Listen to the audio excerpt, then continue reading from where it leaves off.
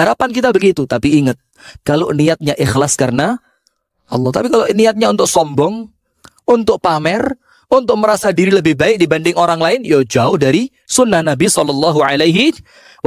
Nah, maka kemudian yang paling hebatnya lagi apa? Kalau kita mengamalkan sunnah kemudian Allah cinta.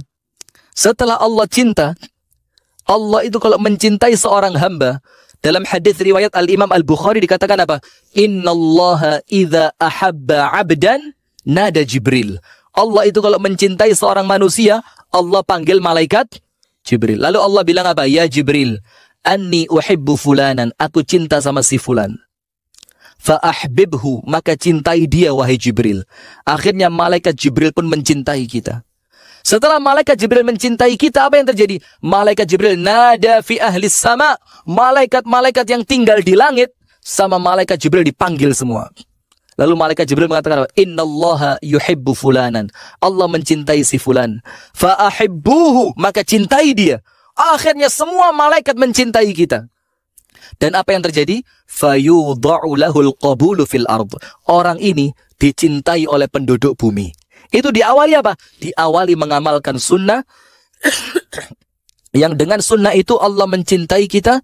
Yang kalau kita dicintai manusia, maka kita akan menjadi menyenangkan untuk manusia. Penutup. Begini. Ada satu kalimat yang salah di antara kita ini sekarang. Apa itu? Banyak hadis yang disalahgunakan.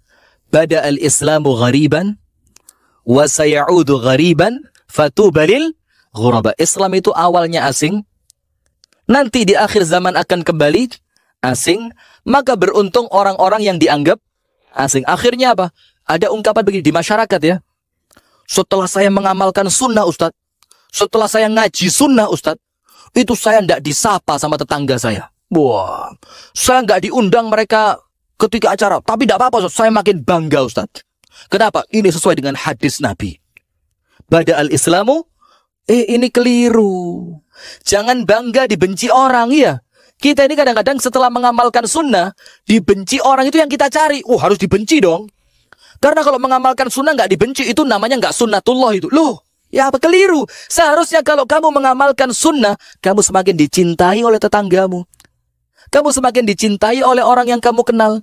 Kamu semakin dicintai oleh anak dan istrimu. Karena apa? Kalau dicintai tetangga, kita masak, kita beri masakan kepada tetangga. Cinta nggak dia sama kita? Cuma sayangnya sunnah kita ini cuma sunnah pakaian. Cuma sunnah pengajian. Cuma sunnah sholat. Sunnah sama tetangga nggak diamalkan. Akhirnya apa? Tetangga bilang, wah inti kayak gitu ngapain nyapa inti. Coba sunnah sama tetangga diamalkan juga. Maka dibalik, jangan seperti itu. Seharusnya semakin kita mengamalkan sunnah, Allah cinta, malaikat Jibril cinta, para malaikat-malaikat mencintai, dan kita akan dicintai oleh manusia.